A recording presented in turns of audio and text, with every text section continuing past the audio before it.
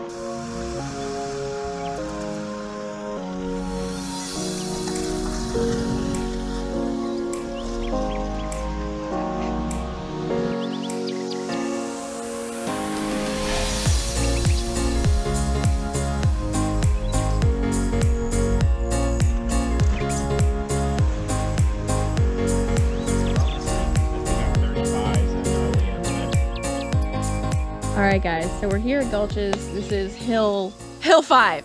Here with my 4-door JLU U Unlimited R Rubicon. I have 2.5-inch rock crawler lift, 35-inch tires. Yeah, that's about it. So we're going to walk up this trail. We're going to take a little bit of an overview as to what it looks like from my point of view. So without further ado, here's the walk up. This is what it looks like from down here. Down here is not too bad.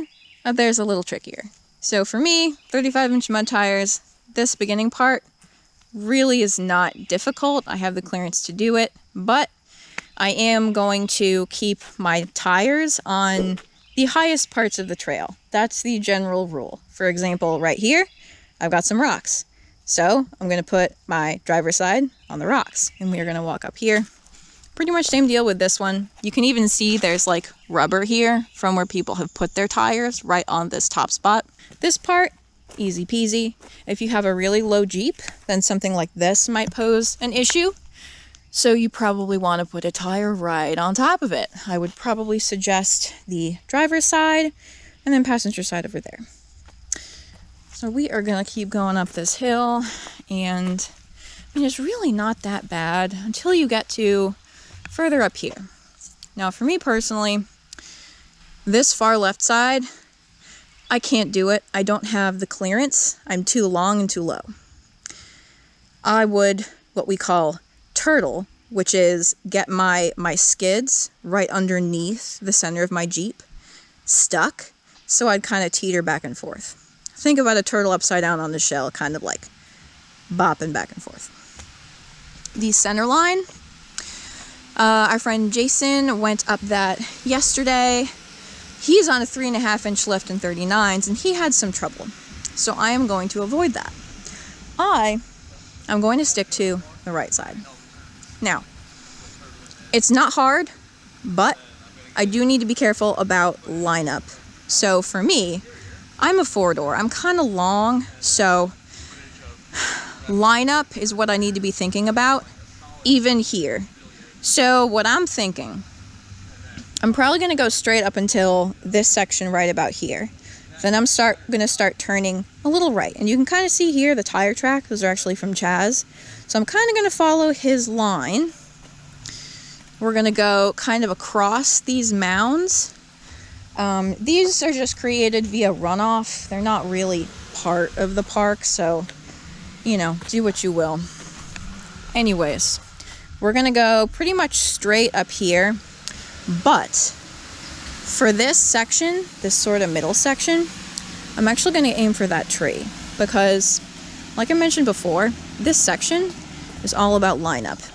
And I'm in a 4-door, so for me, lining up for that little climb is of most importance. And never mind Chaz being a, well, I was going to say show off, but... So I'm going to drive a little bit towards this tree because when I cut left, I want to be able to have my tires sort of 90 degrees to these rocks. I want to kind of hit it straight. So I'm going to come until I'm right about here. Then I'm going to start cutting driver. And I'm going to approach these rocks. For me personally, as I said before, I try to put my tires on the tallest thing there. Because if you put your tires on the tallest thing there, you're probably not going to hit your differentials, your diffs, which are in the center of each axle. Well, okay, not technically, but for right now, we'll just go with that. Tallest point right here is a little bit right here. So I'm going to put my front driver tire on that. I'm going to try to drive as straight as I reasonably can through this. I am in a 4-door, so I don't anticipate any problems with, like, there's a little bit of a dip here. That should be fine. And then I can continue straight up. Yeah, the most important thing is about lineup. I mean, you can kind of see here. It's kind of parallel to the trail. The trail goes like this way, and then the rocks are about this way. So I need to come here and cut soon enough for me to be able to hit these rocks straight on. And in a 4-door, it takes a little more planning. I am going to wrap it up and give this thing a go. That's the first rock. There's the second. There's the optional third. Going towards that rock, which she has to go over.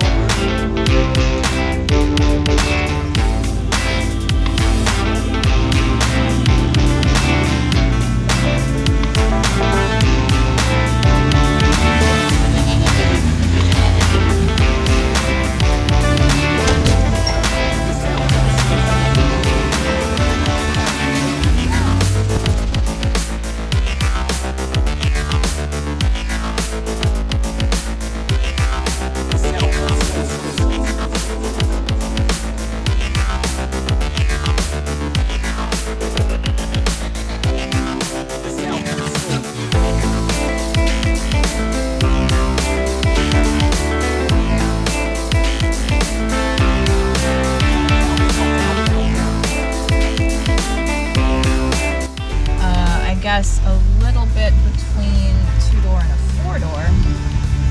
So the 4-doors obviously have a longer wheelbase, and because of that, the 4-doors end up having much more trouble clearing things, have a harder time going around tight corners.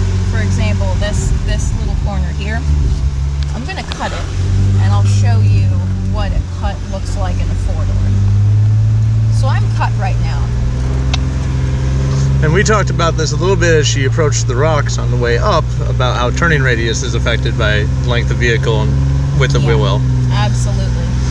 So when you're lining up for an obstacle in a 4-door, the chances of scraping on your belly pan are much, much higher. So if you're in a 4-door, I would say for me personally, having driven both off-road, I find the 4-door is much harder to drive.